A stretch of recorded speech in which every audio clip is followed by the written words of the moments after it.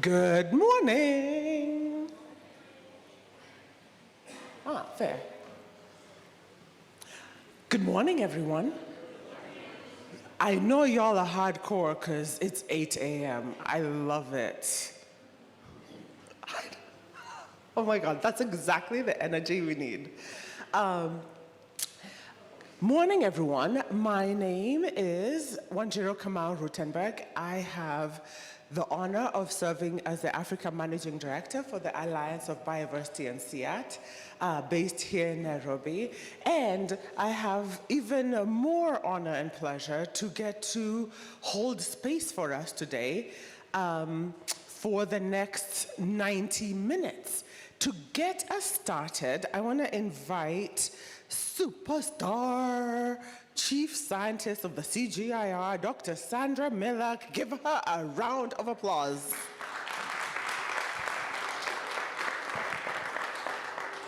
Kind of you, Wanjiro. Thank you. Thanks for coming early morning, last day. So I know that we had a lot of things going on this week, and it was such a wonderful week so far. So today we're going to talk about capacity sharing, and this is one of the accelerators of the portfolio, and a very important one. And it does support all the programs, and in fact even support the other accelerators in many ways. Let's make sure that this is not creating. Very important one. But I want to call the attention why this is so important. This week, one of the themes of the Science Week that came in every single section was partnerships. We talk about partnerships, that this is a big ambition that we have to solve some big problems, and that's how we're going to go about the portfolio.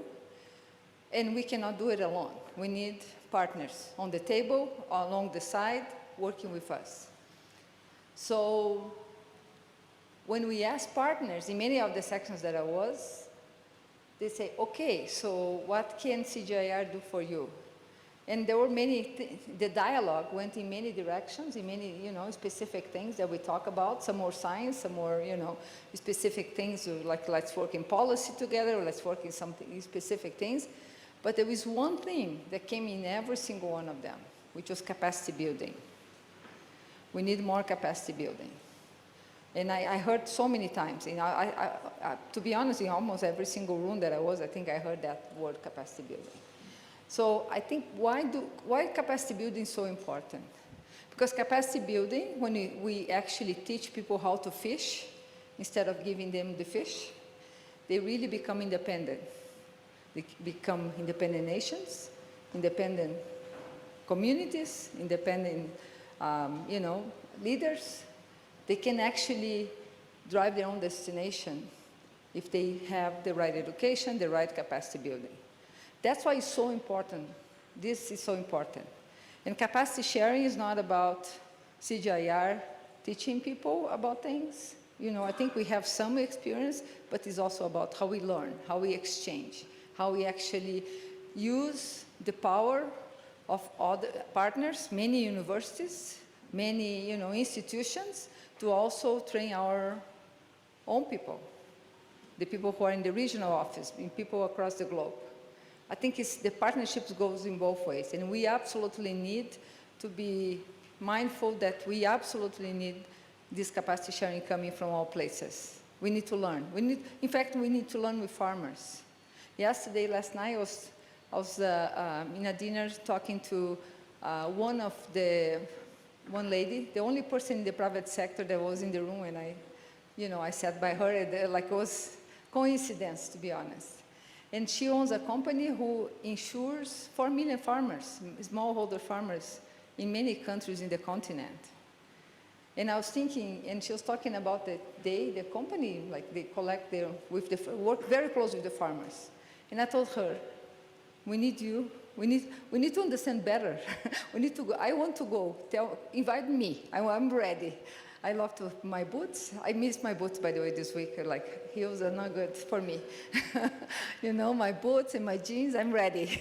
My cap, you know, like I'm ready to go, right? Like, that's part of this, you know. Sometimes we think we need to learn from the farmers as well. Be there, understand their realities, understand why we are working towards. Why do we need to solve? Through truing up our you know, mandate and our things. So I hope you have a very good section. I'm going to stay in part of the section. I do have a closing in another section that I need to be, so I apologize up front that I will have to leave a little bit early, but I really hope you have a good time, and I'm really looking forward to hear your perspectives of how we can make capacity sharing to deliver what is here for. Really appreciate that. Thank you. Thank you so much, Dr. Sandra. I have to admit I'm a little disappointed because we had agreed you were going to do this as an interpretive jazz performance, but next time. All right, so here's what I thought I'd do is, this is loud, eh? It really works. Let me share how we're gonna spend our time, give you a quick overview. We're gonna start off with some remarks from Charles Kleinerman, who is coordinating the CapSha program. We're then gonna have a series of interactive dialogues and feel free to use poetry and interpretive jazz in your presentations, in your sharing. And after the 3 sets of conversations that we're going to have, we're going to hear from Charles again, who will take us through the next steps. This session is also on Zoom. That's why I keep standing around here, just hoping that folks who are joining us online are able to participate. So say hi to everyone on Zoom. Hello. Where's the camera? I think the camera is over there. Yeah, hi guys. And Dave will tell me when there's a comment or interaction on the Zoom. Awesome, okay. By the time we all walk out that door, in 2 hours, I was reminded, I would hope, and the organizers hope, a couple of things will have happened. First, that we will have a shared understanding of CapSha, that we will leave with learnings and insights from the preliminary CapSha experiences, and we've got some folks who were part of the first CapSha project, and we will begin to identify key CapSha needs and current institutional capabilities to help orient and prioritize activities. And finally, we're going to model the mindsets and behaviors that will be needed to make CapSha a success. But most importantly, we want to end this session with everyone feeling motivated and excited about capacity sharing and this new way of the CG doing capacity, engaging in capacity work. And so, to get us started, I'm going to hand over to Charles Kleinerman, who is leading this work.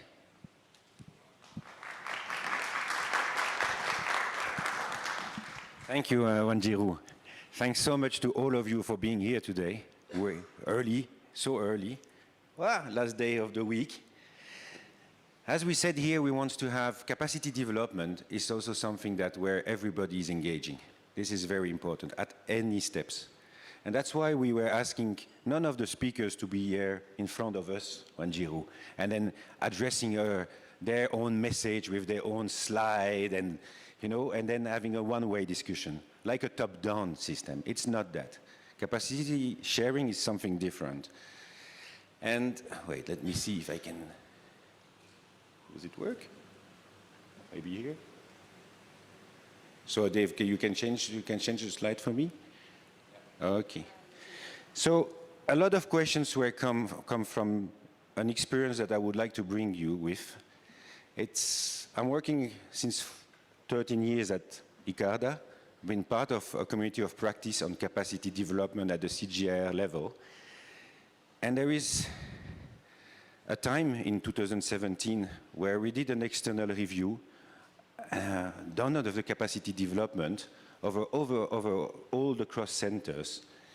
And based on that external review, we were thinking we are capable to develop a capacity development framework program for the CGIAR. We sent it to the system office at that time as a community of practice representing all CG centers. And at that time, no answer were given to us. And we say, such a pity. Capacity development is everywhere embedded in your program, but you are not giving us the chance to become a platform like it was at that time set up for the gender platform. Seed funding to make that connections, interconnectivity between centers and partners. So that time we said, let us close that community of practice. Thanks much, we are all embedded in our center, we continue our work. It's done. We are not really engaged in CRPs, we are not really engaged in initiatives as such. It's embedded everywhere, spread everywhere, everywhere is speaking about it, but nobody is thinking strategically about it. And 3 years ago, some whole gang player contacted us back, the ones who were left in the system, and 2 of us only, from that gang of 2017, and say, we need to do something about this. And those 2 persons, one of them is here, it's Ruben. Another one, he has been traveling, it's Juan Lucas. And at that time, we were in a new system of the CGIAR. So we had a partnership advocacy group that was led by Juan Lucas. So he said, let us embed the capacity development there. And we can be the one lobbying together to get it back in the system. And then came the new reform of the CGIAR with initiative to science program, where we are now. But now, we were giving a chance. And that chance started last March, 2024.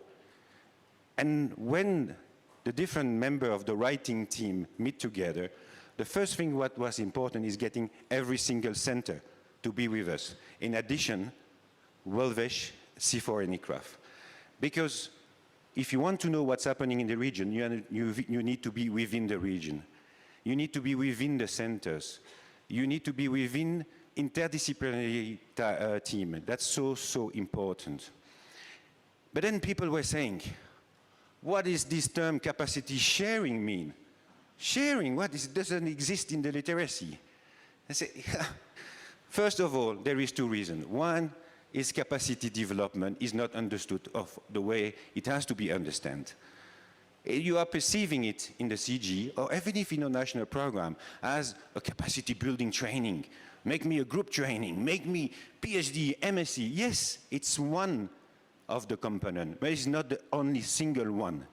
And it's not only about only technical, which is also about soft skills, equipping our scientists from all levels, to the local, to the national, to the international one. Because in your career pathway, it is so important that you get those skills. And another element is that sharing means also being capable with our partners, and partners, I'm intending to say not only CG, centers, system office, the science program, the centers program, but also the partners program. And so sharing is sharing our capacities together, because we have all a different mandate. We have all a different expertise to be shared, but we need to bring that together, and in a systematic and a programmatic way. That's so important, because otherwise it's spread everywhere, but not coordinated, and not going into the aim of a vision of 2030. So CapSha, I would say, is demand-driven, first of all. CapSha wants to make the very good use of the resources. So resource is not only financial resource, it's human resource capacities also. How do we organize ourselves to be capable to fulfill our own mandate? That's so key. And CapSha, it's a way of looking strategically on the way we are looking the needs, we are analyzing the needs, we are analyzing the demand based on factual information, data, that makes us capable to strategize the actions we need to do for being well prepared for the actions we have to do at the farms level. And amongst the CapSha stakeholders, farmers are also a target audience, not only scientists. Scientists, yes. Technicians, yes. Extension services, yes. Farmers, yes, because it's a flow of people that needs to get the needed skills at their own level that will make us to be capable to success. Can you go to the next slide, please? So CapSha Accelerator is based on 3 main acts of work, I will say, or program. One is about what we call the innovation laboratory. The idea of the innovation laboratory is looking at what is existing, the models on capacity development, the models with science of different projects they have been doing, how we can harmonize those projects to make them more fit for purpose for being moved to an educational program for training. It's also looking at where we are with the needs assessment done. There is a lot of needs assessment done, so you don't need to reinvent the wheel. But then, based on those analyses, looking where the gaps are. The same about looking at our colleagues in programs, in national programs. What kind of impact assessment have you been doing for your work you have been implementing? What were the missing gaps? Not for scrutinizing, not for judging, looking at, is there something that would have been made a difference for you in order to make a full success of a program that you are implementing? The Innovation Lab is really looking at the science perspective of CapSha, but with the partners also, because you are all holding different kind of information and harmonizing that information together to be capable to look at what we call the South-South triangular cooperation. You have heard it all the week. Now people are using the South-South triangular cooperation. First time I heard it, it was with the Islamic Development Bank. First one I got was that program there, sitting there. And they well understood because the Islamic system of funding is very specific. And the South-South is very key for them, looking at the expertise locally, sharing that expertise, getting them, because they know well how specific is the country they are implementing activities. And so that's really, and it's a win-win. It's a 50-50% system of funding. Very interesting system. And South-South triangular cooperation, for us, is a way that we look at the partners where we can identify together the comparative advantage of each of us. So it helps us to align where implementing an activity is well the best suited for. Might not be a CG center, might be a national program, it might be an NGO, depending on the subject. And so we need to scrutinize that and make the right partnership in. But in the partnership you have also key player, I would say. And amongst those key players, there is colleagues from GFAIR, for example. It's a key player, as FARA is a key player, as AGRA is a key player, because they work regionally. So it helps us to look at back in their own mandate the way that we can structure our coordination with the national program or with NGOs like Oxfam, for example, is also key partners for us in the implementation. So South-South triangular collaboration plus the Innovation Lab will help us to go to what we call the marketplace. A marketplace based on what evidence we gathered from the Innovation Lab, the right partner sitting where, starting to look at the gap analysis and then developing new programs. And also harmonizing programs. If I talk about a PhD or an MSc program for Africa, a lot of people are coming with this now. They say, okay, but how do you harmonize that is going to the national priorities? Where do we stand about the staff succession plan in national program? What are the priorities in breeding? What are the priorities? Is it to get the crop senior breeder on wheat in one country? So we need to really target where are the missing gaps.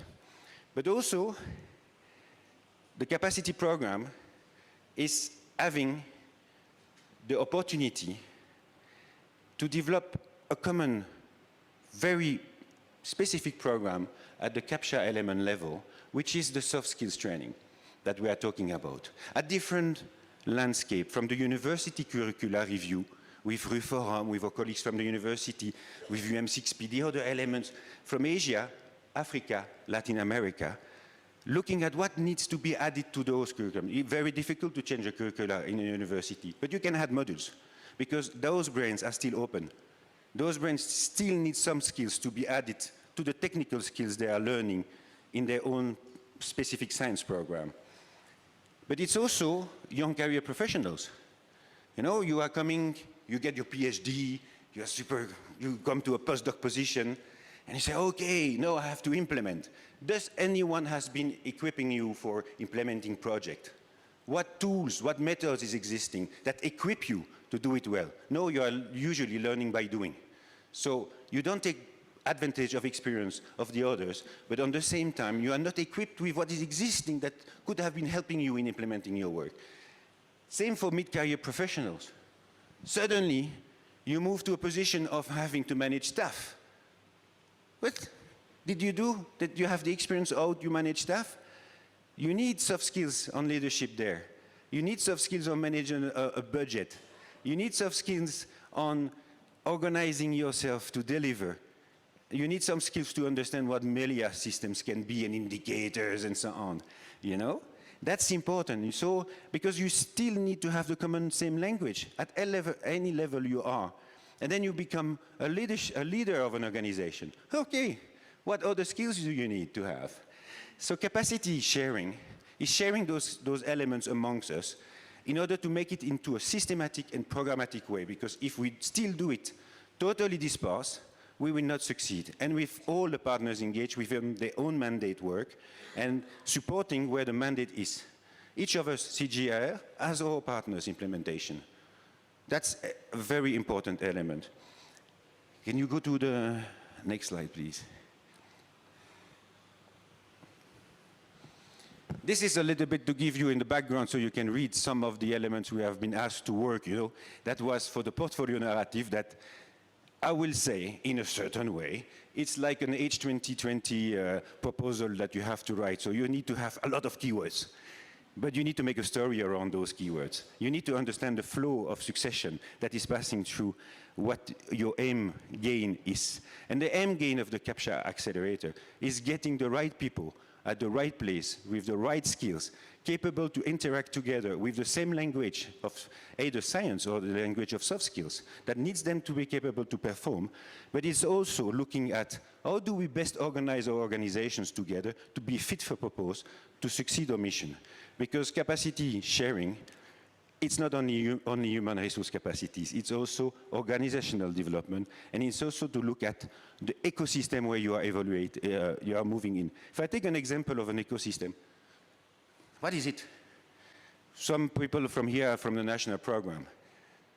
How does the national research program are operating with the Ministry of Agriculture? How are you operating with the Ministry of Foreign Affairs? How are you operating with the Ministry of Water, the Ministry of Energy? Because you are all touching base on that. Different way of doing. How do you make you capable to be fit for purpose to operate in those ecosystems? And I'm not talking about all the world of development program at regional level with regions and so on. But you need to be equipped on how to do that. You need to be equipped that the organization will, because we will be moving and equipping human individual capacities, still need the organizations to be fit for purpose to really make the good use of your capacities. And that's something that is also that the capacity sharing needs to look at with its partner. So what are the bottlenecks you are facing? What solution can we do? How can we link those interactions? Time to time, somebody from outside can have an impact and a support. Time to time, sharing an experience by the self and say, oh, why we are always mentioning Mbarapa or Apari, and then you have other national systems that are, you know, not strong enough or didn't face problem to change themselves to be fit for purpose for the mandate work, and say, how can they make the learning of what the process they made to change? There is a lot of elements there that is not archive, I will say, where we should take those models, look at them. Of course, everyone is different because from South Africa to North Africa to Latin America or to Asia, I mean, mentality, culture are different. But do you have elements of knowledge that you need to gain that you may adapt and you may do it as it should be, as a plan of organizing your capacities within your national system, fit for purpose. So the CapSha Accelerator, if you can go to the next slide. Thanks, Dave. That's a summary of what we are looking at. But because I don't want to make it long because we want to have a dialogue, there was a sentence today. And as a political background, as a political science, me in international relations and European studies, it's totally different than the world that I was working before. I was looking at With science, we can. What? Yes, with science you can, but you need also human resources with the needed human skills science, in soft skills and technical skills. You need a setup of an organization that is fit for purpose to deliver your mission, and then maybe you can. So you need to be capable, what I will say is, by equipping scientists with other skills, like science diplomacy skills also, that's something very important.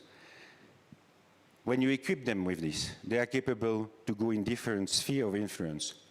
They are capable to address the right message at the right place, at the right level. Whatever you are, from local, regional, national, international, this is so an element of key. And so the CapSha Capacity Sharing Accelerator is therefore also helping to deliver that. It's helping there for gathering knowledge, organizing it, making visible to all. Thus, some of you have been going to on the CGIAR website. Have you looking at where I want to benefit from a training of this? Do you find information? You struggle. How can we harmonize that? That's part also of the CapSha Accelerator. How we make it available to all. Not only because you are a targeted country, because other countries want also to benefit from the knowledge we are making. That's one thing. Also, how do you be capable to look at your scientists, your expert scientists in the CGIAR or in the national system, to get the profile of their capacity, the profile of the expertise and capacity development subject matters. So you can match a diversity of interdisciplinary team based on the regions where you are, whatever the centers they are. Because what you are looking is their specific technical expertise that can bring from an interdisciplinary element of teaching. So that's also what of the element that the CapSha Accelerator will offer. That's a service, I will say, what we call it as a knowledge hub. So on that, I would like to get all of us to gather it together, to make it that happen. And I would like to thank, again, the global leadership team, Isman, the global science team, the centers, all the CGIAR centers, to give us that chance. It's a starting point for us. You have to understand that. Even if we are well embedded in centers, we are not well embedded in the CG. And now it's our chance to do it. And so we have to get that chance and start with the seed funding we are receiving and get the elements of success. That's so, so critical for us. And partnership engagement, it's an important element. And don't forget that we still need to engage and make it in practical, this capacity partnership engagement framework of the CGIAR. That is not yet, it's on paper, but is not yet well organized and set up to be capable to really perform and success. And that's really something important. And that's why in the South-South Triangle Cooperation, we are linking that with the partnership engagement framework, because CapSha is working in every sphere. And so it's a good, well entry point to make it a success. If it's not there somewhere else, it will be with us, and it's already with us. Thanks so much, and now let us back the microphone to Wanjiro. And I need to... That's for you, that's for you. Yes, that's the kind of energy we're going for. Thank you. And I want to appreciate the 28 people who are joining us online. We see you and we appreciate you. Thank you. Thank you for those comments, Charles. Okay, let's get to the meat of the issue, of the topic. We've heard the ambitious goals that CapSha has, trying to do things differently. And now we want to spend the next couple of minutes, or well, the next 90 minutes, having a conversation about 3 difficult questions, 3 hard questions. And your feedback and your engagement on these 3 hard questions is really going to shape what CapSha becomes. So we're really excited about that. Okay, I'm gonna hand the mic over to Dave, who's gonna ask you the first difficult question, answer honestly, And your answers will shape the direction of the conversation. We promised interaction. Get ready with your flashcards. Dave? Thank you, Wanjiru. Can I just check, has everyone got one pink and one green card? Can you just hold these up?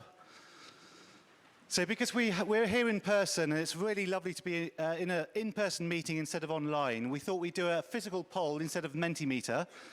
So we can use the technology of paper. The green piece of paper is to indicate agreement. So just show me your green paper. Pink is to indicate disagreement. So all I'm going to do is flash up a big statement on the screen that everyone can see. And all I want you to do is say green, yes, I agree. Pink, no, I don't agree. Now, if you want to indicate strong agreement or strong disagreement, stand up, wave it around, jump up and down. Don't injure yourself, but just show that you have a strong view on the statement.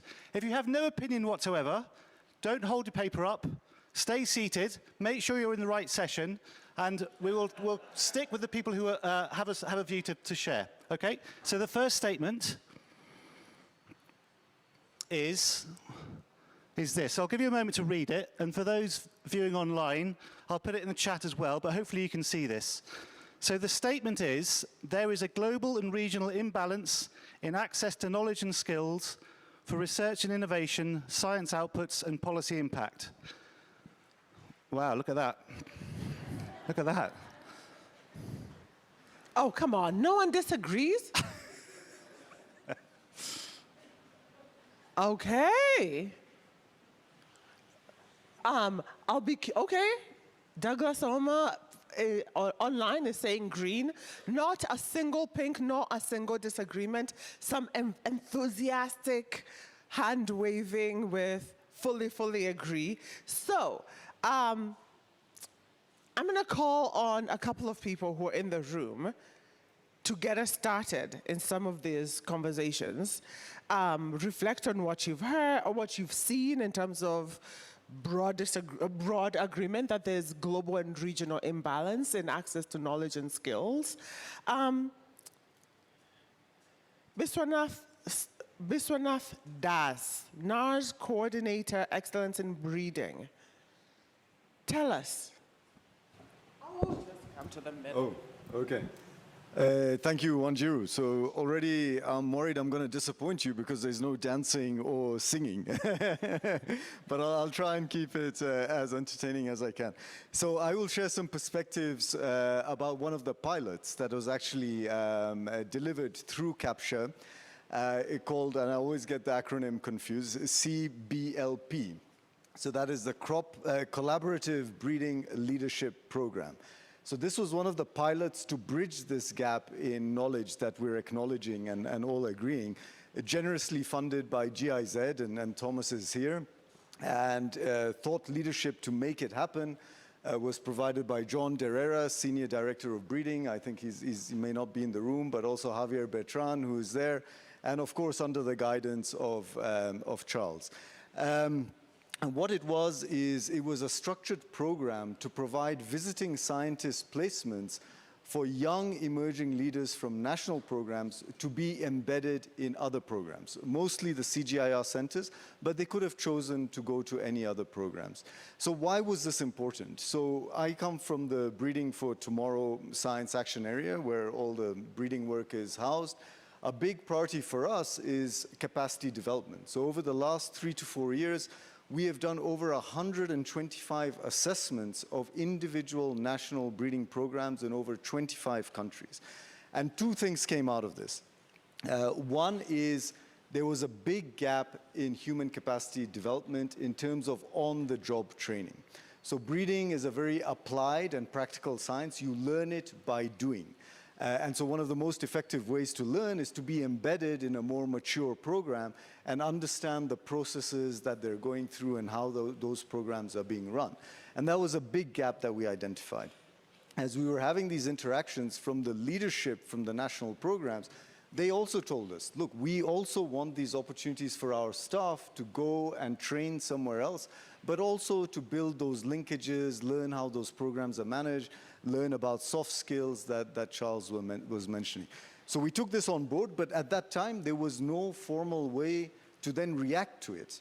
There were some ad hoc projects. We had bilateral projects where they would say, okay, we can budget for one scientist to come and spend a few months and so on. But there was no structured standard way to provide this service at scale that was agnostic to crops and projects. And CPLB came in and provided that. So it provided a platform for us to provide this service at scale.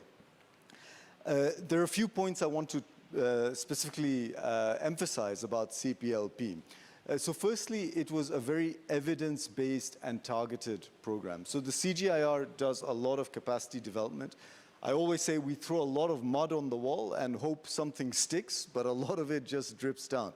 So a lot of our capacity development efforts, sometimes we are training a lot of people who may not have the ability to implement those skills and technologies when they go back. A lot of the times we have the wrong people coming for training. I've seen it myself, agronomists coming for training for genomic selection, senior directors coming for training on F1, QA, QC. I mean, totally inappropriate, but it happens. Sometimes it happens. CPLB was very well targeted. It identified people, scientists in national breeding programs who could be embedded, learn new technologies, and really start to implement it when they go back to their host programs. The second thing is it was targeted at the youth. So over the last 10, 15 years, there have been various initiatives, many of them led by Agra. I don't know if anyone from Agra is here, to train staff. So hundreds of young scientists have gone through this training. They've received PhDs, MSCs in advanced centers of excellence. And they've gone back to their centers, but they still don't have the practical skills to implement, to run good breeding programs. So we made a very deliberate effort to target that cohort of people. And thirdly, we had 13 candidates who finally got through a very competitive process. As expected, most of them were based with CGIAR institutes, but interestingly, 2 of them decided to be based with other national institutes. So we had one candidate from Ghana, Kripal, from the national program, who was based with a university in India, which is well known for its excellence in rice breeding. And we had a candidate from the national program in Malawi who decided to be embedded with the national program in Zari. And I found that to be fascinating. So rather than going to a CG center or a big company or to the global north, they decided to be based with another institute in the global south. And this reflects what Charles was just referring to now, strengthening those south-to-south collaboration. And it's something we hear a lot of when we speak to national partners. They want to understand what happened in Embrapa. How did Embrapa go on that journey and develop itself? What happened in ICAR? Yesterday, I met the managing director of PhilRice, the national program in the Philippines that's responsible for rice research. And he was super excited to host people from Africa and Asia to go and learn what they're doing. They're running a fantastic program in PhilRice. So I think that is something that we do need to consider further. So it has been a very successful pilot. I think there are obviously some scope for improvement. We spoke about some of this earlier in the week, gender balance, some incentives for the mentors also. But I think we need a much stronger communication strategy. It has been a very successful pilot, but I think it's not still broadly known. But as we move forward, it would be good to see this institutionalized. So as someone working for the Breeding for Tomorrow program, I will push to try and have this institutionalized as part of the agenda for B4T through pooled funding. I think we need to continue looking for resources from bilateral funding. I think we need to extend it also to CGIAR staff. Our focus at the moment has been with the national scientists, but there are many staff that we have in the CGIAR who could also benefit from the leadership skills. And Charles mentioned that today. He also mentioned that yesterday at the launch of the Global NARS Consortium. It's not just about technical skill building, but about building the soft skills and the leadership skills.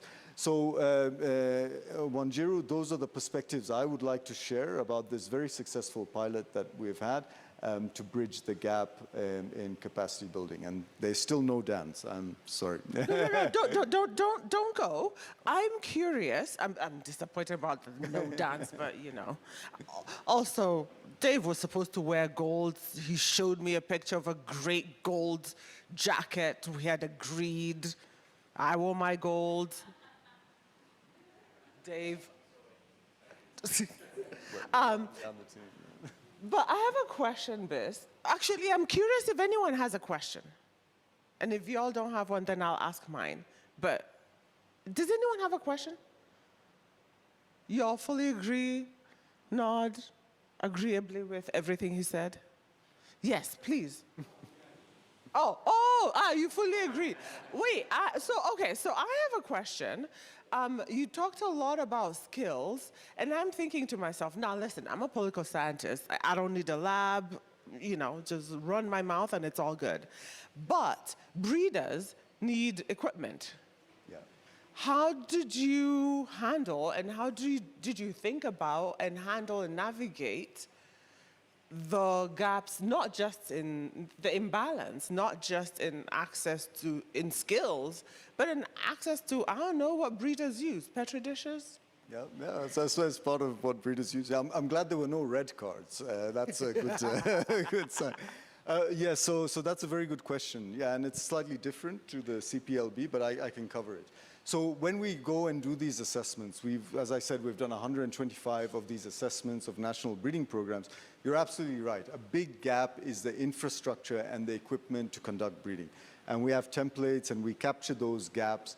And again, to come back to the support from GIZ, GIZ provided the Accelerated Breeding Initiative and the Excellence in Breeding platform with a very generous grant. It was called Crops to End Hunger, almost $50 million, to bridge that exact gap. So as we were going and identifying gaps in seed storage, irrigation, screen houses, and so on, we could use those funds to bridge those gaps. So that project ended this year, but it has made a huge difference. And if anybody wants to learn more about that, there is a session at 11:30, I think, in conference room 7 or 8, and they're going to talk specifically about the investments from that Crops to End Hunger in equipment and infrastructure. But it's slightly different to the CPLB. Yeah. Okay, Yeah. Awesome. Thank you. And I think to the CapSha leadership, what I'm picking up from this is skills, but also making sure that those who have skills have the infrastructure to make use of those skills. Seems logical. Yeah? Awesome. How come you can train someone? Use the mic. How come you can train, and it happened quite often, huh? You are training people on technologies that they don't have at the national ground level. So they come back and they cannot use what they have been trained for. So then don't do it. Because you give an expectation and then they cannot implement what they have been doing. So that's also something that needs to be integrated. And there is discussions around that also. When we were doing, just for you to know, in terms of even if within the CGIAR we did like a review, assets review. That's one element.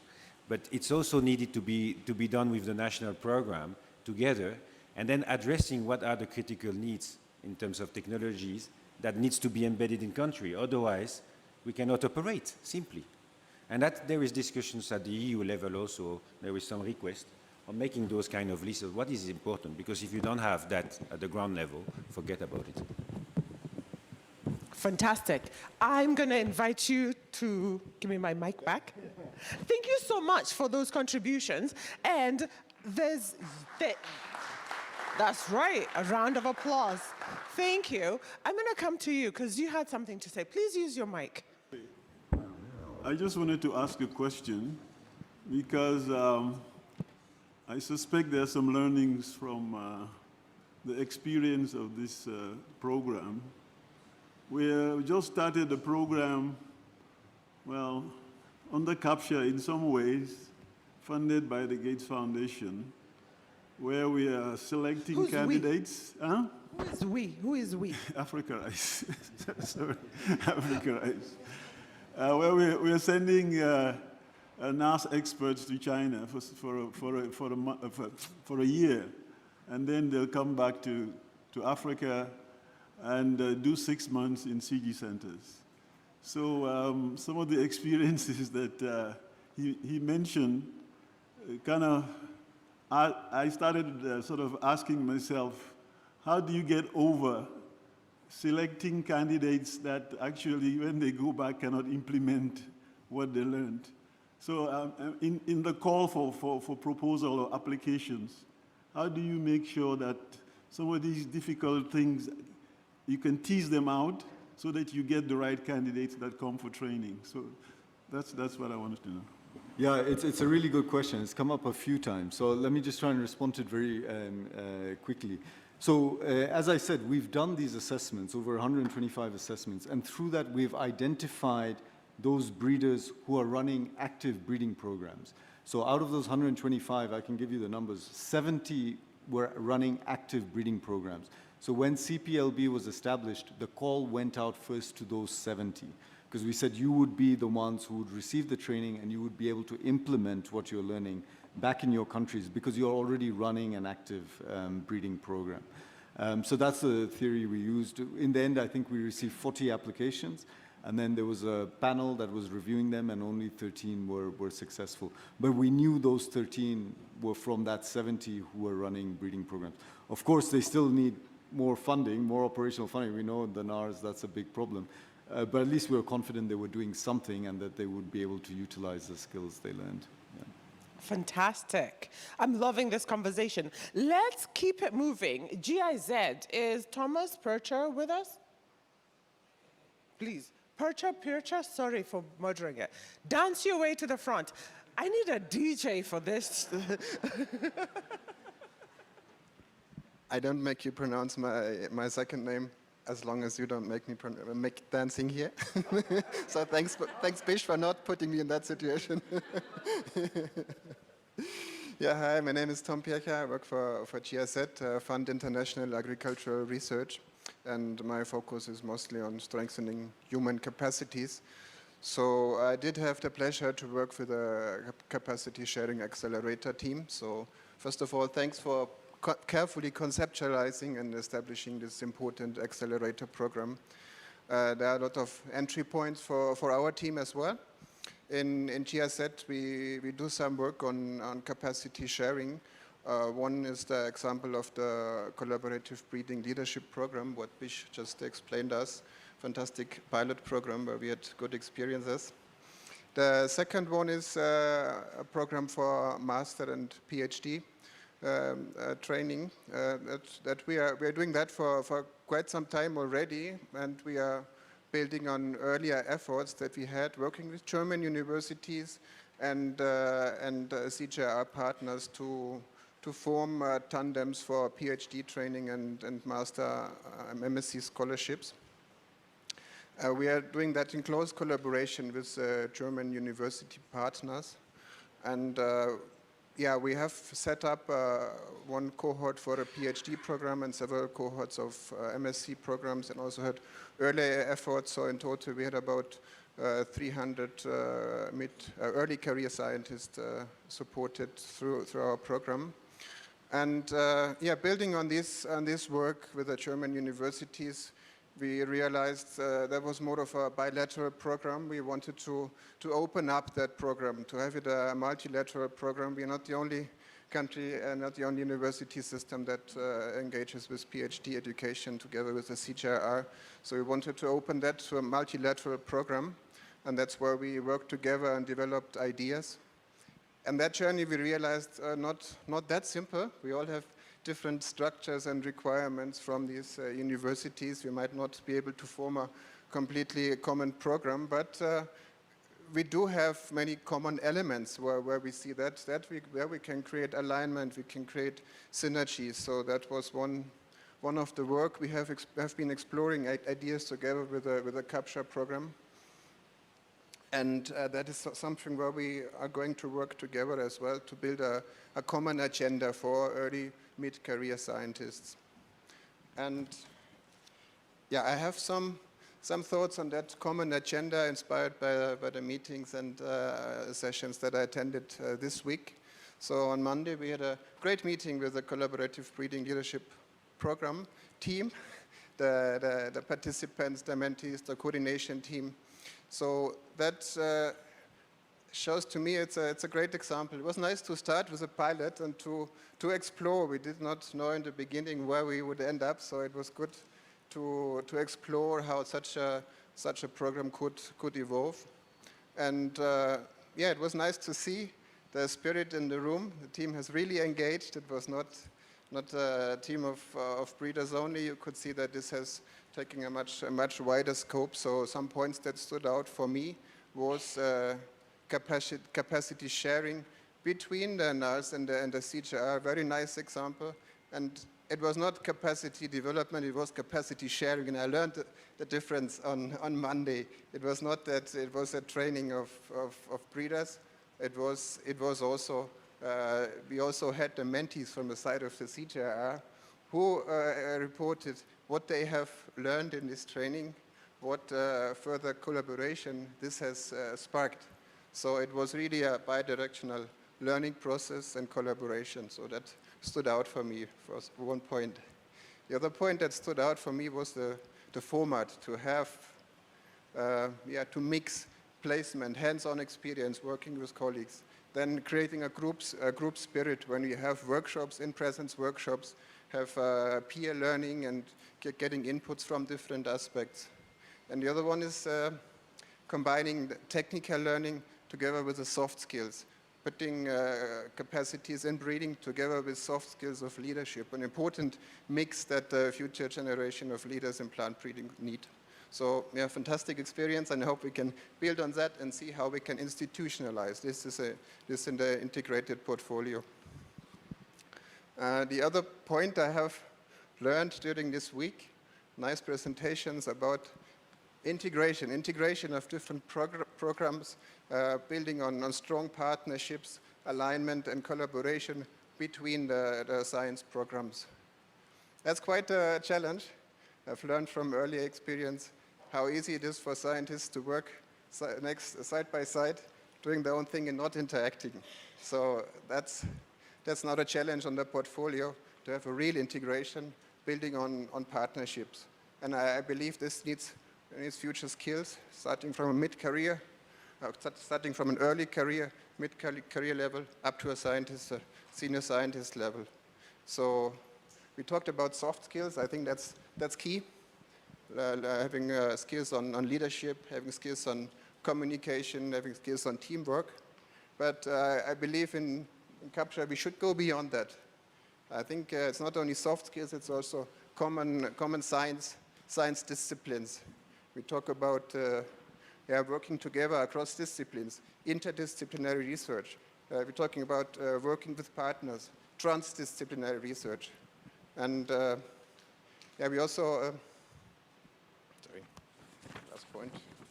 last point was an important one, systems thinking.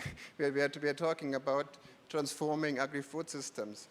These are words that are used lightly, that are used more as a language, as a narrative that tends to be repeated easily. But there is a science behind it, and I believe it's important to dive into this and to create a common understanding of what systems are we talking about, how are we collaborating across disciplines, and how are we involving partners in the research that we do.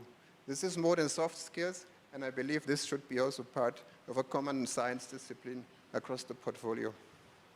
So, yeah, I look forward to discuss further, also maybe get more ideas from you about how that would look like.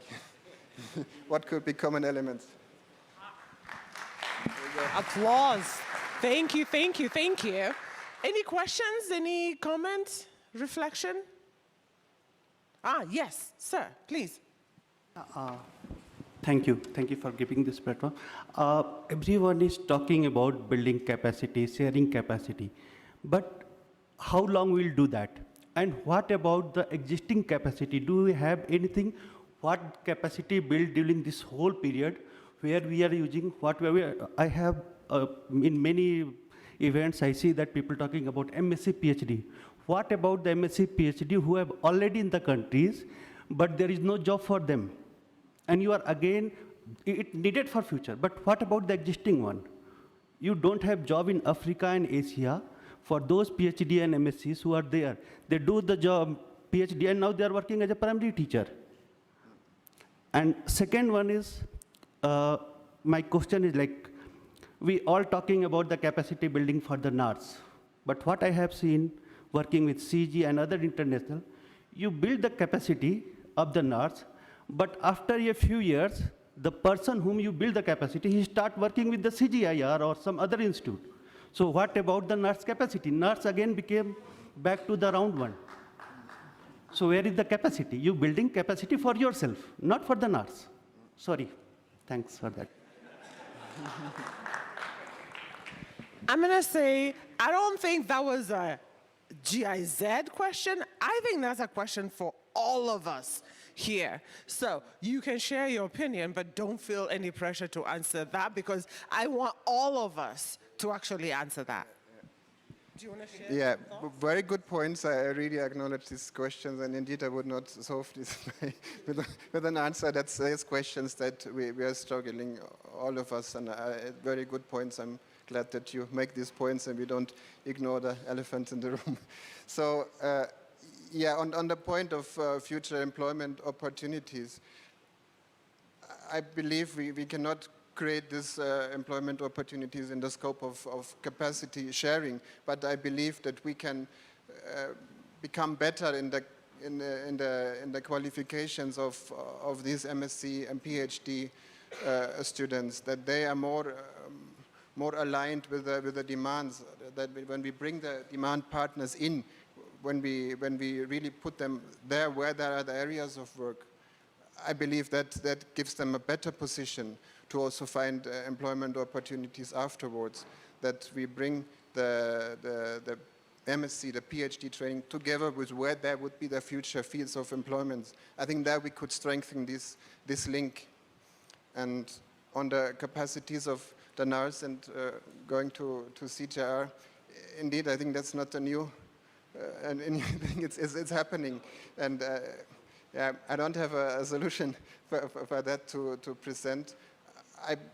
I'm not so sure if we can say that these capacities move from the nurse. I also see an opportunity having people who have been working in the nurse, having their networks, coming into the CGIAR and collaborating with their former institutions and still being tied to their institution. So yeah, I'm not sure to say that is a lost capacity for the nurse. Maybe it's someone who has shifted but can strengthen collaboration on an institutional level on a long term. Thank you, thank you, thank you. A round of applause, because that was friggin' brilliant. I see your hand. I want to acknowledge it. I want to move us along, though, because there's a set of questions that are coming up that I really want, and what you asked is such an important question for the whole room. I want to see if we can move along faster, so we reserve some space at the end of the program to grapple with these big picture questions. At this point, I want to ask Joyce Takaindisa to come share some thoughts with us. And then after that, I'm going to ask Dave to give us, there's a lot of activity happening online. I'm going to ask you to give us a kind of overview of what's happening online as Joyce is making her way. And then go into difficult question number 2. I told you there'd be difficult questions. They are. Joyce? Thank you.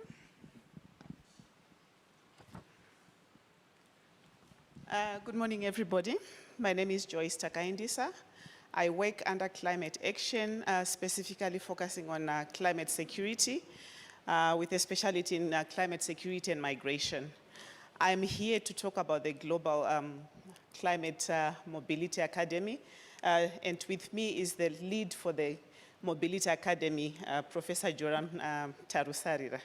So in terms of our capacity sharing, what we have done in the past year in 2024 is we observed that Africa generates a lot of climate knowledge, climate change data, climate security data, but rarely does that knowledge ever find visibility in international academic journals or to the international global discussions. So what we've noticed is that there's a global north dominance in scientific production of knowledge, and also our local scientists rarely feature on the international scene. In terms of our locally produced knowledge, our traditional knowledge, it is also not featuring in broader global academic debates or the global discourses on climate change discussions, the COPs and all the other forums that happens across the world each and every year. So in short, we realize that there is marginalization of our data, which reduces our effectiveness in policy making and also in sharing our knowledge across the continent. And this is how the Global Mobility Academy, the Climate Mobility Academy, was born. It was born out of the need to have equitable representation of researchers from the Global South or from low-income countries, so that we would be able to integrate our local knowledge into global discussions and improve publication opportunities for our local scientists and support the building and sharing of the capacities, research capacities, knowledge capacities, and also promote open access publishing for our researchers so that the knowledge would be available across the board and not be expensive, because as you know, if it's not open access, sometimes it is paid and sometimes it's very difficult to access such knowledge. And our aspiration was to make sure that at least through the Mobility Academy, we address the geographical imbalances that I've spoken about. But then how did we get to a situation where our knowledge is very marginalized in comparison to the global north? I think it's a combination of factors, financial constraints, mentorship challenges, time limitations to sit down to write and to think about our own knowledge production, and also some administrative burdens. And so we designed the Mobility Academy to address these challenges. And we started off with a pilot in 2024, where we supported 10 emerging scholars using a geographical balanced approach, where we drew our candidates, our fellows from Southern Africa, East Africa, Middle East and Northern Africa, as well as West Africa. So we tried to balance, because this was a pilot program that we started in 2024. And then we paired these fellows with mentors. I'm actually one of the mentors, together with my colleagues. My colleague Joram Tarusarira, who leads the academy, as I've already said. And the purpose of this pilot exercise was actually to mentor the fellows and to give them feedback on their research, to give them time to sit down to write and to think about the challenges that we are facing vis-a-vis climate change and address those through research, and to also provide a platform for those fellows to network and to be able to write, produce, and publish research in peer-reviewed journals, and provide an ecosystem of research where they could also disseminate that knowledge widely, so that it is open access and it is accessible to everyone, and it informs our local problems and our local contexts. And so it was really to increase the output of peer-reviewed publications and increase the visibility of African scholars, and also increase our visibility in policy uptake, in policy discussions, and in global debates. And to do that, we partnered with the Masinde Murillo University of Science and Technology, represented by Dr. Nyandiko. I'm sure he's seated somewhere in here. And then we also partnered with the Climate Mobility in Africa Research Network, popularly known as CIMAN. And then we did this pilot program. And what we have reached a stage where most of our fellows have been able to conclude their papers. Some of them have already been submitted to an academic journal, PLOS Climate, which is a well-recognized platform, and we are now awaiting feedback. As this was a pilot program, we hope that we'll be able to expand this beyond what we have done. And then beyond, of course, our collaboration with national academic research institutions. We've also, been sharing our capacity as CG. We've got a lot of capacity that we have been sharing, and we continue to share with humanitarian partners examples, UNHCR, WFP, based on our partnership models and aligned to our science programs as well. So we've got a couple of secondments that we do with humanitarian partners, and we continue to seek collaborations and partnerships where we can give our expertise. And I'll end by saying that we hope we'll be able to create, beyond the pilot, a sustainable system of African scholars that are able to represent us in terms of the problems, the climate change challenges that we're facing, and that they can address and be able to partake in the global discussions on equal footing with those that are from the global north. And for that, we continue to seek partnerships, and I'm sure in this room we'll be able to garner more partnerships to partner in terms of capacitating our emerging scholars, and also in terms of sharing our capacities beyond the academia. Thank you very much. Huge round. Come on, hi. Huge round of applause for her. Yeah, we're waking up. I am worried about time because I want to move us along. Okay. I'm going to hold questions for now, but please be on standby because I'll come back to you. Dave, let me ask you to come and share with us, one, what's happening online? There's been a lot of good insights. What's happening online? And then move us to our next challenge. Thank you. Thanks, Wanjiru. Thanks to all our speakers. Yeah, someone else needs this room at 10 o'clock, so we've got to be really strict on time. Sorry for this. There's about 30 people online. Good discussion. People from Farah, Agra, elsewhere. Lots of agreement with the statement, so everyone's green online as well, so that's good to see. Good sharing of examples. Systems thinking has come up as a really important topic. A couple of very practical questions, maybe, Charles, to address in next steps. One is, will the accelerator consider things like sharing of facilities, equipment, IT systems? Is that within the purview of CapSha? And then very practically, how to get involved, how to engage in CapSha. So let's try and make sure the follow-up is really clear after this session. So if we go to number 2. Difficult question number 2 coming up. Get your cards ready. Pink is for heck no, and green is for hell yeah. So capacity development continues to be delivered through a traditional unidirectional top-down approach that lacks innovation.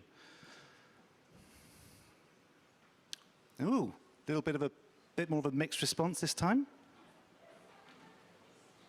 Now, what does both pink and green mean?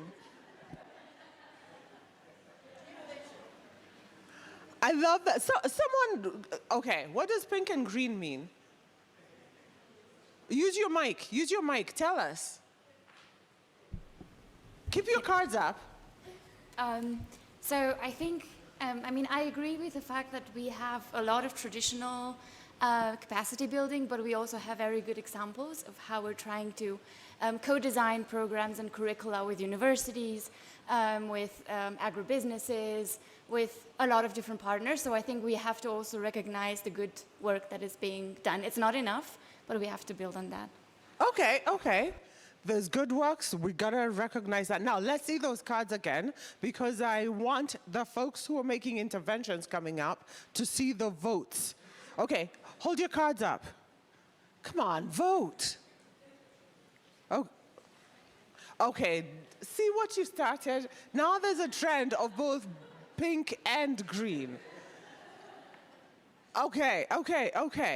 I'm gonna, let's hear from some folks and responding especially to the votes in the room. I'm gonna invite Ruben Echeverria to speak to us on this. Are you gonna dance your way to the front or? No, I don't dance. I'm horrible dancing. Thank you, Wanjiru. You don't want to see me dancing. So this is going very well, and thank you, everybody. Thanks for the invite. I want to bring the discussion a bit back to the accelerator. I understand this is not a conference on capacity, but it's just we want to focus how to build a strong accelerator within the CGIAR portfolio. So for me, I don't want to get philosophical, but it's Friday. To me, to accelerate, you need 3 things. You need a vehicle, you need a vision, and you need gasoline or electricity. So that means funding. So I think after our original quite strategic funding for CapSha 1.0, the pioneer of the accelerator, we have the vehicle. So I'm really, really happy to see the earlier presentation, what's happening. I also see the vision, but I don't see yet the gasoline. So meaning that I am calling my colleague funders of the CGIAR and future funders and partners, since we are sharing here, also to share funding. So the accelerator really is not just another thing that somebody put in the portfolio and then in a few years it will die. And the reason why I'm saying this is because the CGIAR used to have a whole center to strengthen national systems, where I used to be part. The other little story, very short too, is that the reason that you mentioned Juan Lucas and Ruben, Juan Lucas Restrepo, the current director of the Alliance, was the national director of the National System of Colombia when I was the Director General of the center hosted in Colombia. So we built a program there, and we moved out of capacity building and capacity development to capacity sharing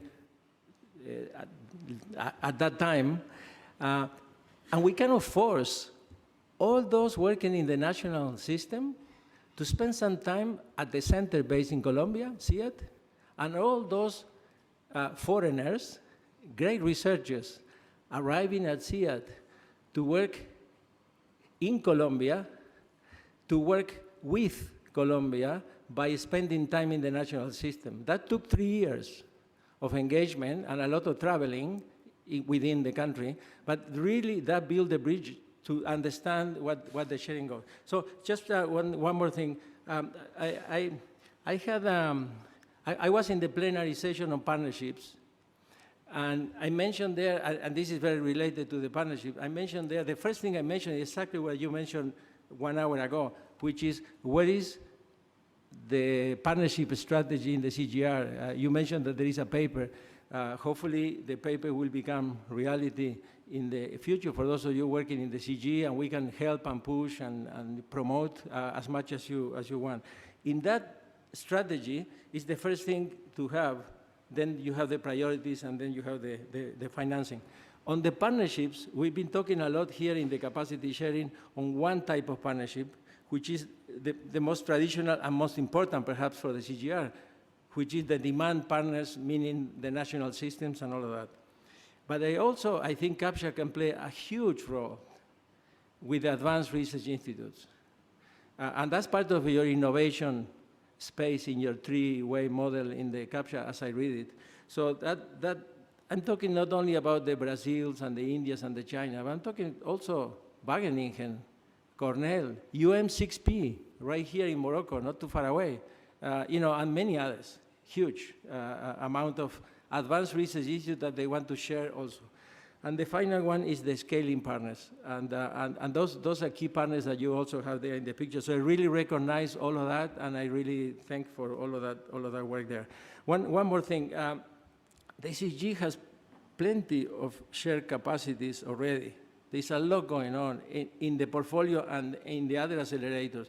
So I hope, this is just a hope, that CapSha will not just be an add-on, but will be the glue or the lubricant or the connector to bring together the community of practice that already exists at center level and national level and many other levels.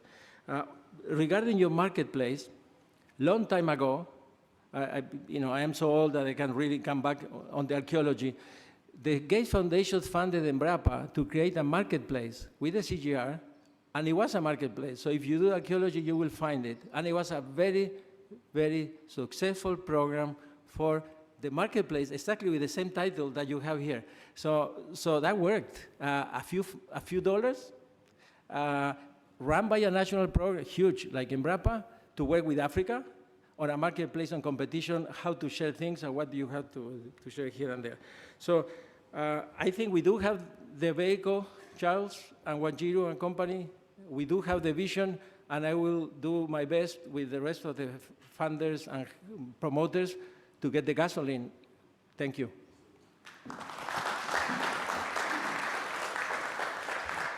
We love when funders talk about talking to other funders to get us the resources we need. So thank you for that. Thank you for that. And in an interesting way, you touched on the very big question that the gentleman asked about the relationship between NARS and CG. And the design of that program that you and Juan Lucas worked on to have NAS scientists embedded in a CG center and vice versa sounds like it speaks to this really important question. And I'm totally going to abuse my time at the mic to share about work that we did when I was running Award that took early career European scientists and embedded them in African research institutions for a month at a time to have them start to understand the conditions and contexts within which national researchers were doing their work.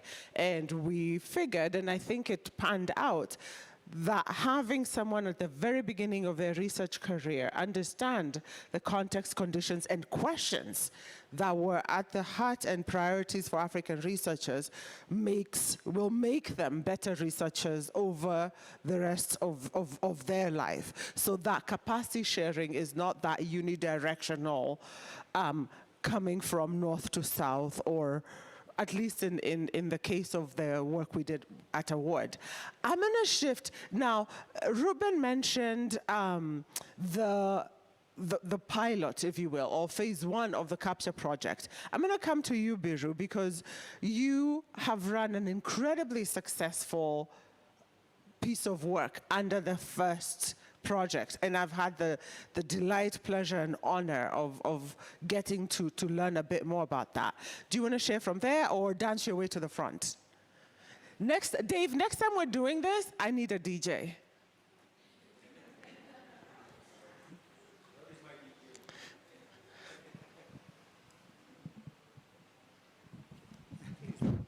Okay, thank you, Andrew, and I'm very much thankful for Gert-Jaap and Liz for giving me, this chance to come and to at least tell the success story in Ethiopia. We have been involved in this CapSha, program. The Ethiopian part, in the center we made one very interesting project. That project is the Ethiopian soil fertility and fertilizer decision support development. In Ethiopia, after the country declared about, the Digital Ethiopia 2025, there are, a number of institutions coming, working on this, digitalization of the agricultural, advisories.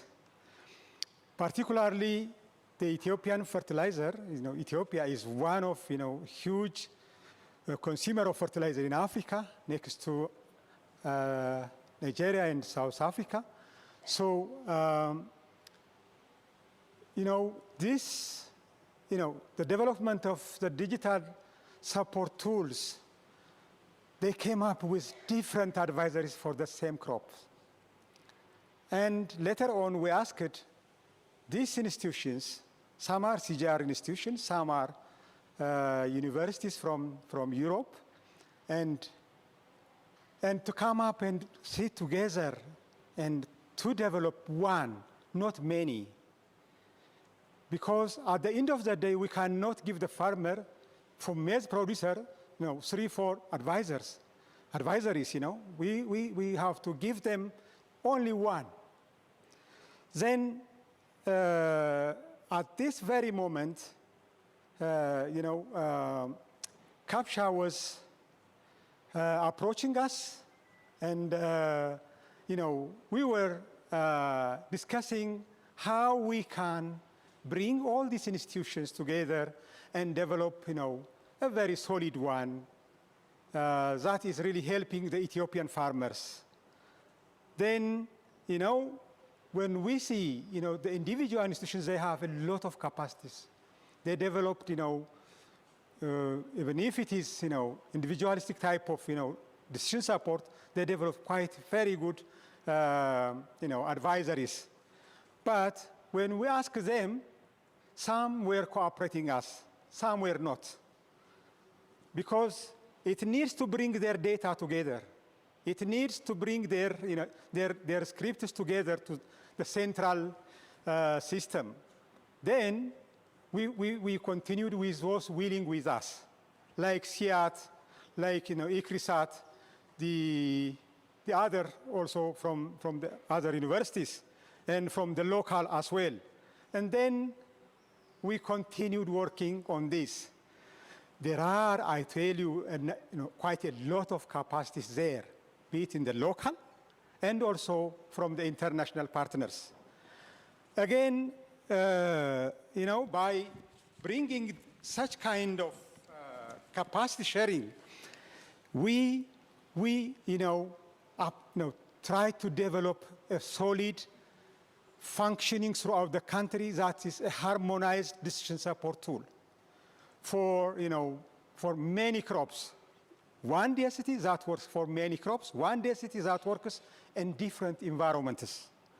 So that the modelers, once they finished the harmonization, the NARS, we continued validating in the field. We validated in thousands of farmers' fields for maize, for wheat, for teff, the Ethiopian crop, and for sorghum. We came up uninspiring results that was, that can outperform the conventional way of advisory. Today, we have such a very comprehensive type of advisory. Again, through the process, our NARS researchers were heavily involved. Previously, the individual models we didn't know what in the models, what algorithms they were using, what data they are employing. But later on, when we bring all this, it was our NARS, the Ethiopian Institute of Agriculture Research Institute, who control everything. Now the data is in our hand, and the model is an Ethiopian, harmonized model, and then we are empowered to work on it, to use it, and to promote it. I can tell you that, from CapSha we have got some seed money, but a lot of capacities were shared, that you cannot, account. Lot of capacities, be it training, be it, input delivery, be it, the technical support we got from universities, from the local NGOs like GIZ, from CIMIT. CIMIT was also working with us, When we tell this story, IITA also assigned one seasoned researcher for a year to work with us. So, if such kind of a capacity sharing is there, institutions are much interested to contribute in that. So our NARS was, navigating the whole system, controlling the whole system, and then we were enjoying the capacity from around our partners. Our database, initially, it was, enough to build the model, but these days, we built quite a large amount of data. A big database system is established. Previously, it was in the Amazon Web Service. Now, we migrated to Ethiopian cloud system, and we managed by the local capacity. Previously, it was managed by a consultant from Greeks, but this day, we are managing that in Ethiopian cloud system, and we are operating it. So this is really, we enjoyed the capacity sharing. Now we know the algorithm, we know the scripts, we know what amount of data in it is requiring the model. So previously it was not like this. So this was what we enjoyed in the capacity sharing with CapSha. And again, Now the Ethiopian fertilizer advisory decision support is really at its final stage. So we are starting to deliver advisories for any farmer at any corner of the country.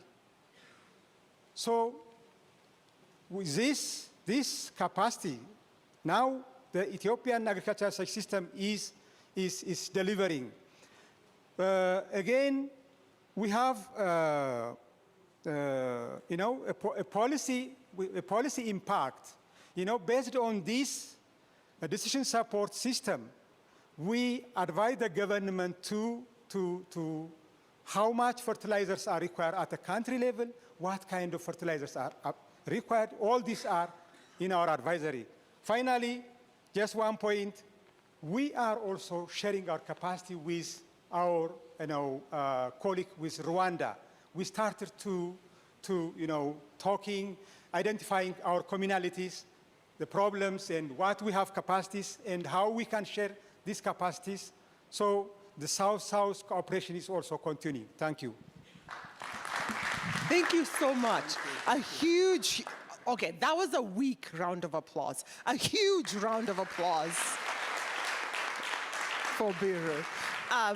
A couple of really important things that he brought up. The ways that Ethiopia is partnering with Rwanda to support the Rwandan system in replicating and what has been so successful in Ethiopia, I think for me is really powerful.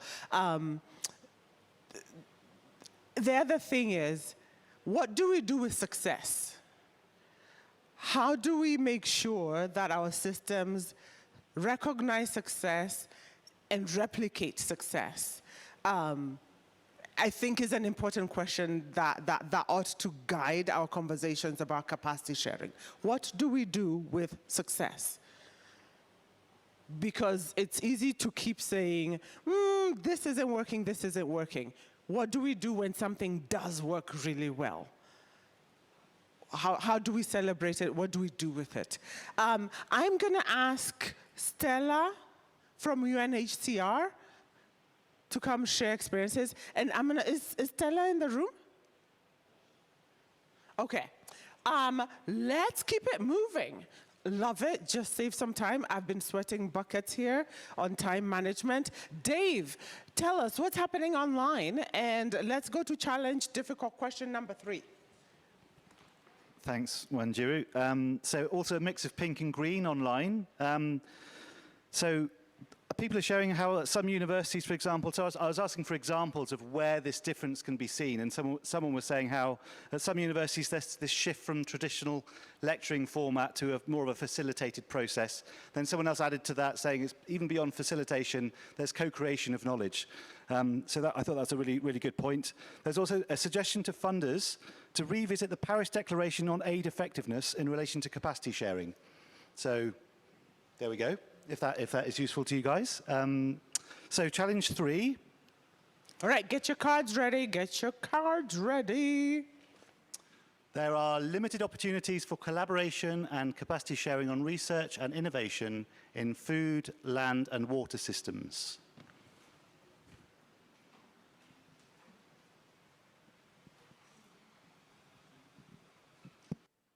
Oh, this is interesting. Okay, hold them up high, hold them up high. Yo, look at us. This is the first time we're seeing more pink than green. Dave, they are not, hold them up. Dave's gonna collect the data by taking a picture. Okay, this is gonna be cool. Dave, they're disagreeing more than they're agreeing. I love it, I love it, I love it. Ravi, Director of APARI, Chair of GFAIR. Ravi, are you here? What do you think? Do you want to dance to the front? Do you want to speak from there? Oh, okay. Oh, okay. No one's dancing with me today. Ravi. Over to you, Ravi. Sorry. Thank you. So, Ravi, before we begin, we would love your thoughts on why so many people disagreed. If you have any ideas why so many people are disagreeing, and also your response to the statement as well would be very helpful. Okay. Yeah, okay. When it comes to opportunities, there are a large number of opportunities for collaboration and capacity sharing. on research and innovation. So we have to disagree. I can list a long number, it's not the time to list all that. Opportunities are plenty. How we do it is more important. But if I can make some other intervention here, I'll tell you about, it's the most complex subject of CGIAR. And thanks to Charles and Garjan and everyone who have taken a lead to take it up, and thanks to Bill Gates Foundation, we have Ruben here to think of provoking CGIAR to look at this more objectively. So what I see in the CapSha is going to make us rethink what is capacity building globally. That is number one advantage of CapSha. A rethinking process is, we are revisiting what we have not done. What we have done, we always boast of. Well, there are 3 points I may like to highlight, in few points which I'm going to make, 3 key points. One is capacity to innovate. We talk of capacity in technology and so on, governance, leadership and all. What is the capacity to innovate? And I don't see anyone talking about the capacity to innovate by using the capacity development of agriculture innovation system of the FAO, which we are applying across Asia now, and which is done in few countries in Africa also. And we can talk of it at a later platform somewhere, but it's not the time. Where your functional capacities becomes very crucial, of course, but there are a lot of elements to it. Capacity to innovate is one we have to think of. And we have done it in few countries in Asia of late.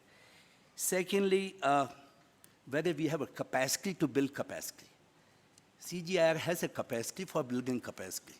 Capacity for building capacity or capacity sharing is another point I would like to highlight. And my third point, which I always highlight, I have seen in my capacity building effort in the last 25 years with World Bank, with FAO, with APARI, with NARS, across various global donors and sectors and agencies, is the problem of retention of capacity when it comes to individual capacity. So now, I just give you an example of we do 3 WTO projects. It's to be a project in the region for compliance to SPS agreement, where CGI has yet not started working. There's compliance to the export-import through scientific things, complying to the international standards of phytosanitary measures of Codex, IPPC, OIE, World Organization of Animal Health, and so on. We did a big project across Southeast Asia and South Asia with multi-country project. And we could see how such multi-country project, by blending technical capacity in various technical things I'm not going to highlight, with the functional capacities. Blending of technical and functional capacity itself is an art. It's not easy to say, oh, you should have functional capacity and things will improve, soft skill, very important. Which technical capacity requires which functional capacity? Capacity to listening, capacity to collaborate, capacity to policy strengthening, and so on. There are a large number of capacities which are the basic capacities to innovate. And there, you have to exactly work before when you have a technical program, how you do it. And we had a great success in the USDA project in Bangladesh when we did it on the policy side, because policy requires a lot of, policy strengthening requires a lot of communication and all, policy communication, science communication too, but we failed there in building individual capacity. We built capacities in the first phase of USDA project to so many people there, and what happened? Not a single person is dead today. When we got the second phase of USDA project, which somehow fortunately stopped now, thanks to Elon Musk. So we are exactly nowhere. The point is the capacity you are building with individual is very dicey. I had the same experience when I worked with the prioritizing investment of a World Bank project in Nepal. And we built in-depth capacity on SPS compliance of WTO with, for food safety issues. And before that World Bank project, I had built capacity under FAO project in many countries, including Nepal. I was very happy to accept that offer from World Bank. When I go to Nepal, 48 people trained extensively for 9 months, only 4 people were there. They were not visible, they were not there. So that is how I complained to World Bank that they need to think of retention of capacity, then capacity building in the program. Since then, I'm doing it in every program. Most of the donors have wasted a huge amount of money without looking at this on capacity building. In Bangladesh, the example I'll give you is on the institutional capacity building. We tried to develop an information management system for SPS compliances of WTO by Bangladesh, prepare the website, put all the information, put all their pest list, blah, blah, pest risk analysis, everything. And today, that stands as a very important capacity for everyone in the world to have market access in Bangladesh, or for Bangladesh to have market access outside, which is actually so useful if you build institutional capacity. Of course, again here the problem is there. Individuals are involved. Here you have to be slightly careful because then you can't avoid it. Because capacity building is as perishable as human beings. I mean, we all know it. And human beings will not be born again unless you believe in rebirth, but capacity building can born again with programs like CapSha and all. So these are the very, very important challenges. And I think now when we have partnered with Crawford Fund with Australia on capacity building, we are complementing and supplementing on the technical and functional capacity on one hand, and the capacity on leadership, governance, and those aspects on the other hand. But the point is we need to be conscious of failure stories, which no one is presenting here very clearly. I have many, but I came up with a number. I'm not going to do it right now. Only success story and singing our song is not good for our growth, and which is very important, success story. But we need to talk of a lot of failure stories. If we have one success story, there are 10 failures. And on this, I want to caution to CapSha to really capture that. Thank you so much.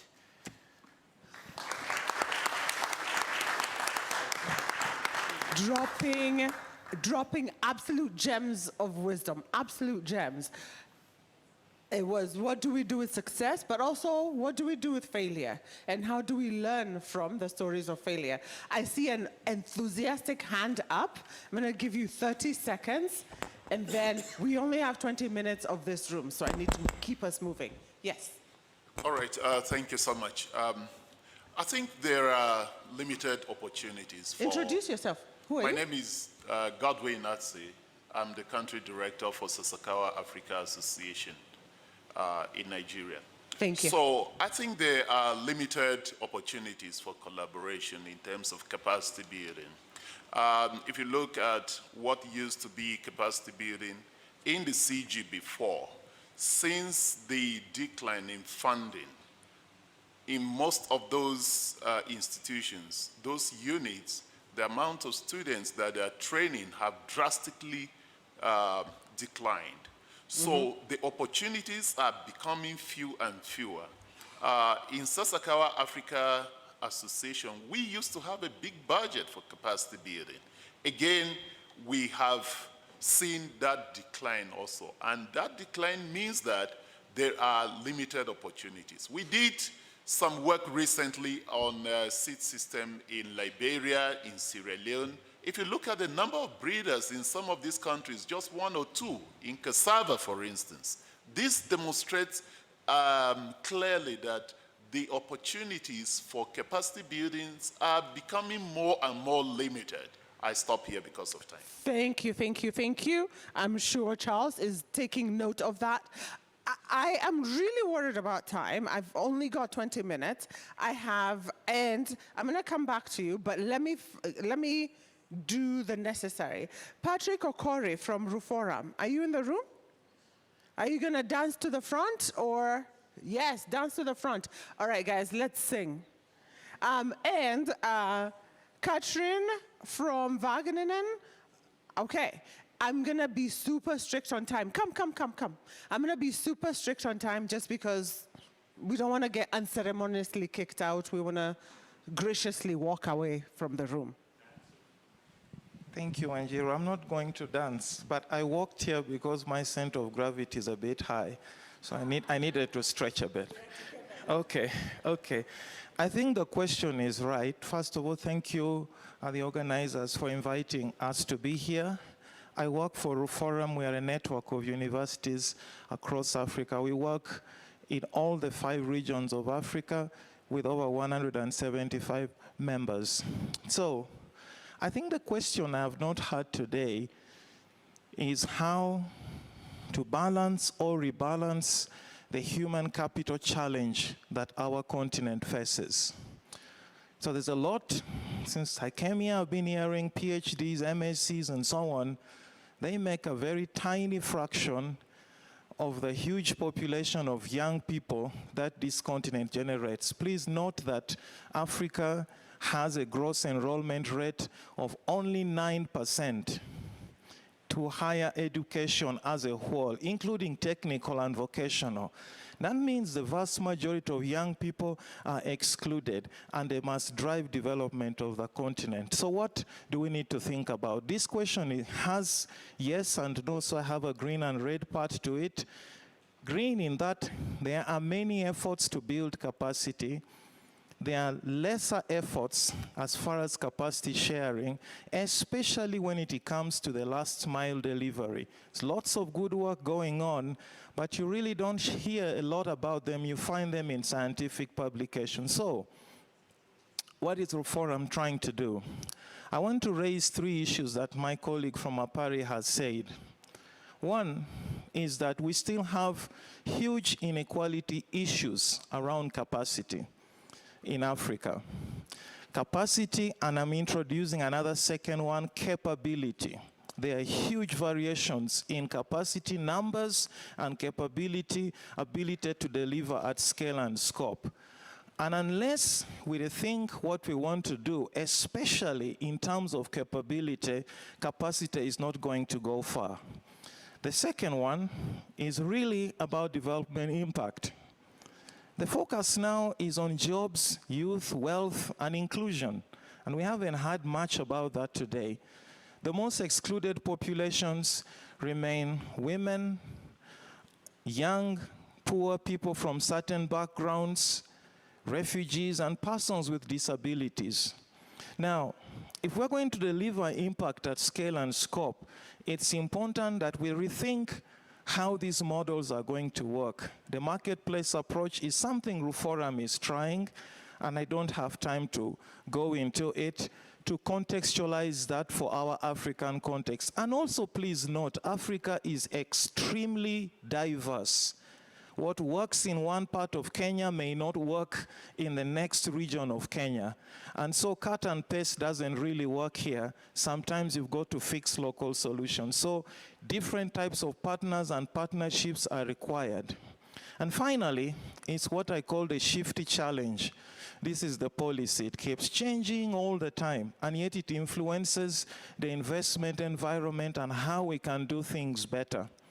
The South-South collaboration is a good way to look at it, but it still remains shifty even within the South.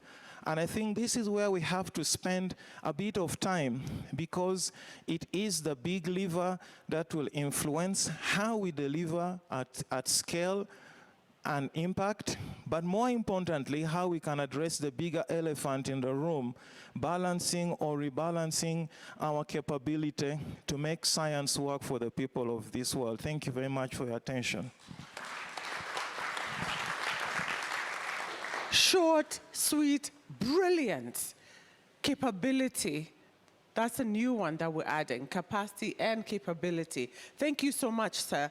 Katrin, are you dancing to the front? Welcome. Come. Oh, I love it. She's running to the front. That's right. Yes. Thanks very much, Wanjiri. Thanks everybody for sticking with us. And thanks for the invitation, Charles. So I'm Katrien de Scheemaker. I'm professor at Wageningen University in plant production systems. And I want to talk a little bit about that last word on the slide, the systems. We all know that our food, land and water systems, our agri-food systems are facing enormous challenges. They have to deal with very complicated, wicked problems. And to address these challenges, we need systems thinking. We need systems approaches. And so what do we mean with that? I mean, system science is still a bit not so well defined, I would say. We had earlier this week, we had a session on system science, where we reflected a bit on the fact that this discipline is still maturing. But a couple of elements are very important. One is the interdisciplinary nature of the approach. When we think in systems that change, we know that there are always trade-offs between different objectives. And to address these trade-offs, to understand them, we need interdisciplinary research. We need to bring people from different disciplines together to attack these problems. Another element of systems thinking is that it should address specific context-specific problems. And in those contexts, we are dealing with different actors. We are with different stakeholders who may disagree about the nature and the causes about the problems that the systems are facing. They will disagree about the solutions that we can propose to tackle these problems.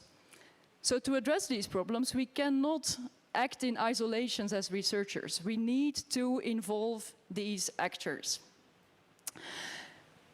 Now, I'm thinking about the time, so I will keep it a little bit shorter than I planned. So how do we do that? How do we embrace that complexity?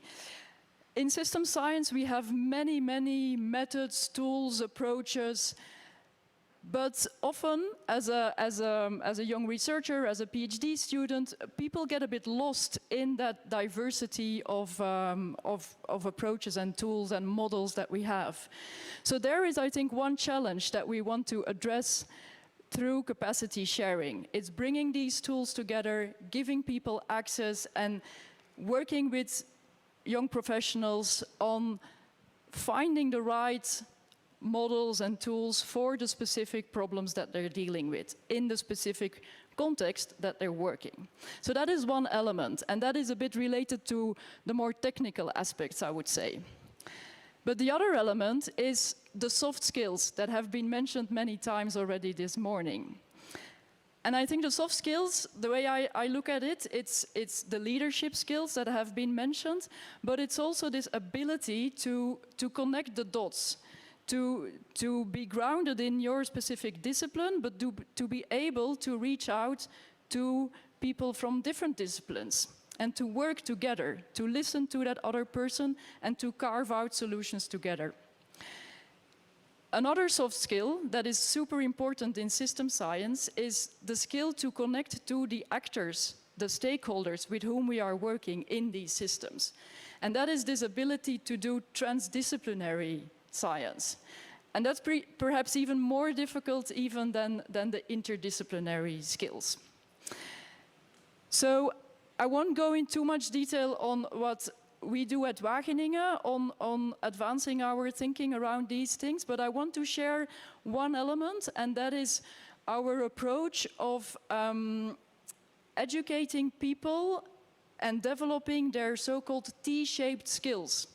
And that is a summary of what I've just been saying. You have, imagine the T. So you have your disciplinary grounding, and then the soft skills to reach out. That is the T-shape that we often keep in front of us in our education. And that is both in our undergraduate, postgraduate, and also very importantly, our PhD education, where we really try to ground people in the local context and develop also challenge-based approaches. Can I have two more minutes?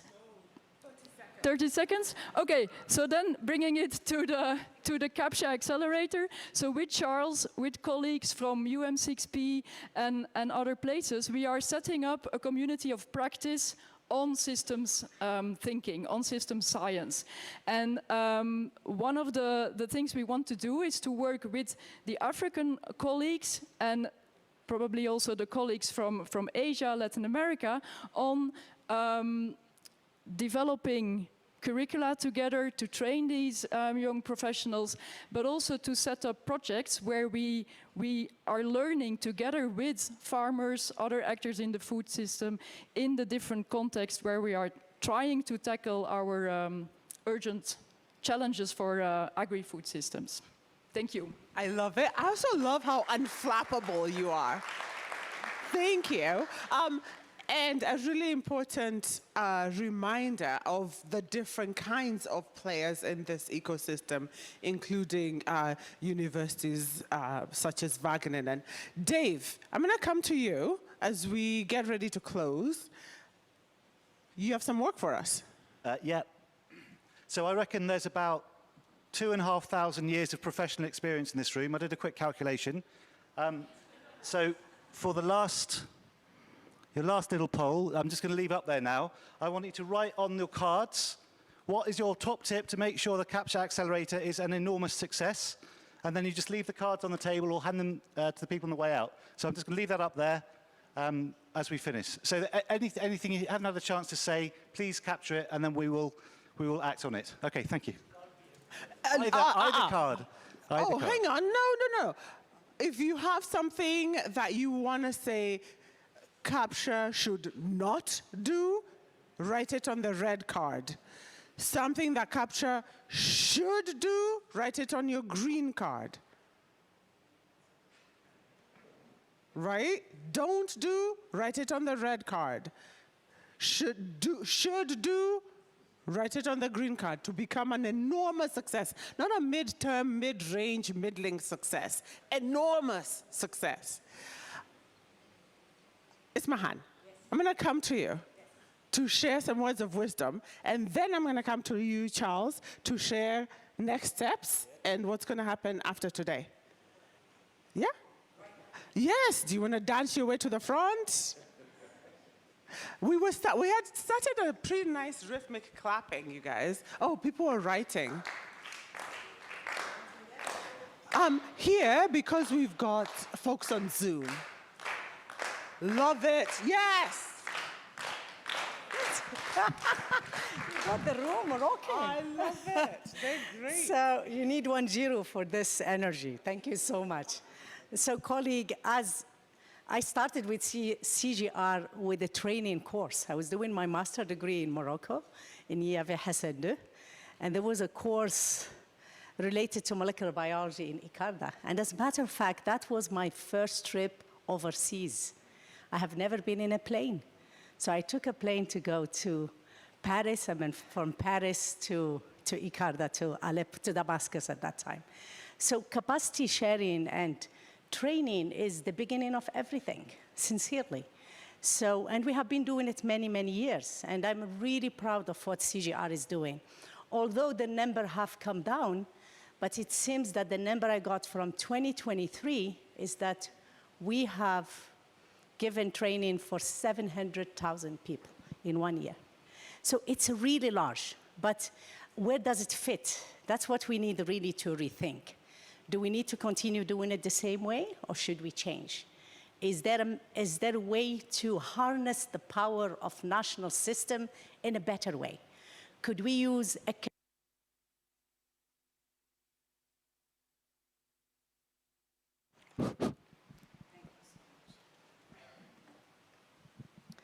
Could we use some countries to help other countries really push South-South collaboration much more further? There is different things that we need to rethink. And are we the best to do it, or should we partner with others to do it? Or maybe even there is no single person that do it alone, but create a consortium and really push forward. But definitely for me, and that's why I like the CapSha, capacity sharing. It's not a learning, it's not one way, it's two ways. We need to be open to learn from the countries, because by the end, they know their context much better than anybody else. We might read about what's happening in community A or ecosystem B, but those that live in it knows it much more better than anybody that will read thousands of pages on it. So that's where the marriage of technology, local knowledge, capacity of CGIAR with the capacity of the national system or some other institution is very important. So I think really I feel because CGIAR is very big, because CGIAR has a 50+ year history, we need really to take the responsibility of looking at the things from a big picture, from a bird view, and see the pieces and try to connect them together. And really, that's what I am really looking forward to this CapSha to do. It's really to look at it with a bird view, see where the gaps are, where the synergies are, where the opportunities are, and bring them together to get to the impact that we need. And definitely CGIAR can help strengthen nurses, can help training other people as CGIAR did with me as a person. But nurses should be responsible to continue doing both capacity building and strengthening their own capacity. So we cannot replace it, and we should not strive to do so. We need to make sure that the nurses have a very clear plan in terms of building the capacities and the human being and the knowledge that they need. We can keep and come in, maybe for some countries, they need help on certain technologies or connection technologies with policies or others. But the country B should be different. So we need to cater for every national system, and we need to give the space to the national system to build their plan and to bring us in only when we are needed. Sometimes we override on the national system, and we should not do so. We need to be complementing the places that we need to be at, not in other areas. We can't keep saying, this is our offering, take it. It's rather, what do you need? And this is what we can bring to help you. The other things really that came in this Science Week is that people believe in science. People want more science. People want more evidence, more data. And the CapSha particularly came in as something that we have to do as a consortium. So it's not only CGIAR, it's CGIAR with all the institutions that you are representing, colleagues. There is AGRA, and we signed an MOU with AGRA, and we would like really to move forward more on CapSha with AGRA. I just had a meeting with the International Atomic Energy. They have the program they called Atoms for Food, and it is all about CapSha. It's about really capacity sharing, providing the right laboratory setup, equipment, trainings. So I think really that's one of the programs, 1.0, that we need to come all together as a consortium to make it happen. Thank you. A massive, massive round of applause.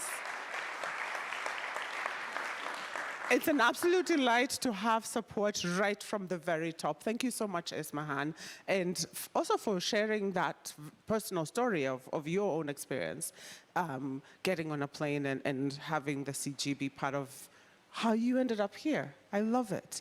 Charles, what's going to happen next? And for everyone, you guys have these cards. Everyone has this. On it, there's a QR code.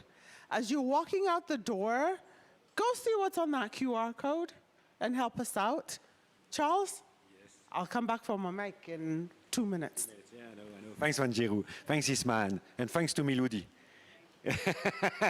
Because I remember well. Hey, your supervisor at that time at ICARDA. So next step.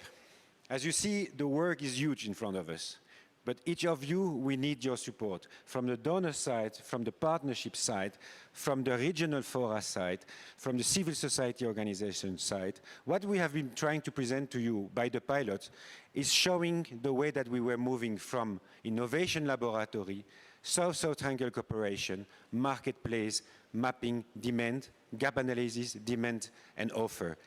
What we need now, really strongly, is to move forward to institutionalize and programmatic approach in what we do with the different partners, as such as with the different kind of bilateral projects is happening, because we need to bring that forces together. It's like a puzzle. The different piece needs to be in a way that it's fulfilling a strategic mission that we have to accomplish by 2030. And the next step will be a partners meeting on CapSha, and specifically on CapSha, that we would like to implement in the second semester of 2025. And so we will invite key elements of those actors to be with us to finalize the way that we design our programming, because that's very, very key, the way that we are looking at our comparative advantage together, what you can bring, what we can bring, and then let us moving forward with the different partners around the table, what each of you, as a funding agency also, can bring to really make that a success within that portfolio and within a mandate and mission of each of us. And that will be the next step. Well, thanks so much. And don't forget to fill in that questionnaires online. Huh? That will be really useful for us with the QR code. And also, we have an important milestone to deliver. It's an inception report, but now it's really go to the work and make it. Thanks so much. Thanks, Ruben. Thanks, Thomas.